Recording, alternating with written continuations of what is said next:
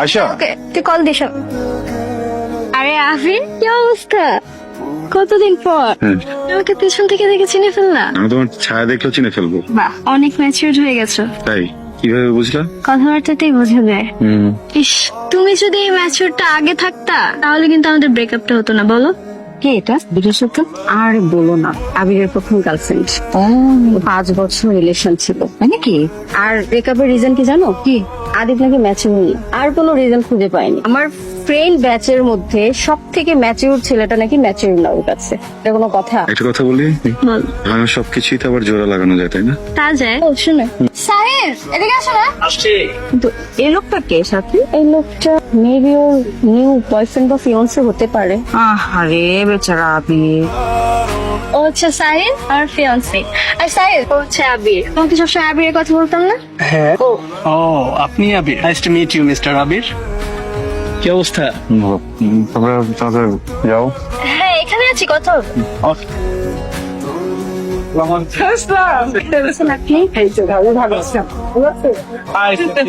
High.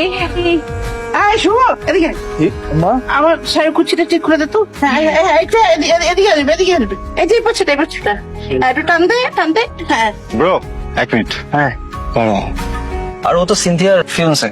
Fiancée মানে সিনথিয়াকে বিয়ে করতেছে? আরে এক্স হওয়ার কথা ছিল, বাট সিনথিয়া ওকে পছন্দ করে না, তো তাই আর হয়ে ওঠে না। এক্সকিউজ মি, হাম্বার মতো তার এক্সকিউজ মি বলতেছেন কেন? কি স্যার? আমার একটা ফেভার দরকার। জানি তো, জানেন? কি জানেন? ওই সেম পেপারটা আমারও দরকার। আমার কি ফেভার দরকার সেটা আপনি কিভাবে জানেন? ফেক করতে হবে তো, ফ্যামিলিকে বুঝাইতে হবে যে দুজন ঠিক হয়ে গেছি, ঝগড়া টগড়া সবকিছু শেষ। হ্যাঁ, মেড ফর ইচ আদার, এফিল দিতে হবে। জানি এটা। ওকে, জানলে ভালো। তাহলে আর আমার এক্সট্রা করে বলার কোনো প্রয়োজন থাকলো না। আপনার কেন ফেভারটা দরকার? আমার এক্স হাতে করে একটা লাগেজ নিয়ে ঝুলতেছে, ফিয়ান্সে কোথাকার। এমন একটা ভাব নিচ্ছে মানে ওরই ফিয়ান্সে। সারাক্ষণ হাত ধরা করার কি আছে? আমার সাথে রিলেশন ছিল, কই আমার হাত ধরে করতো না সারাক্ষণ? আমি খুব জেলাস ফিল করছি তো। ওকে নাই সেম জেলাসের একটা স্যান্ডউইচ বানা টাস করে গালে একটা জেলাসি বসে দিল। রাইট। আপনার কি দরকার? না, আমার ওরকম কোনো প্রয়োজন নাই, আমার জেলাসি ধরনের কোনো ঘটনা না। আমি জাস্ট এই মানুষটাকে আমার লাইফে চাই না।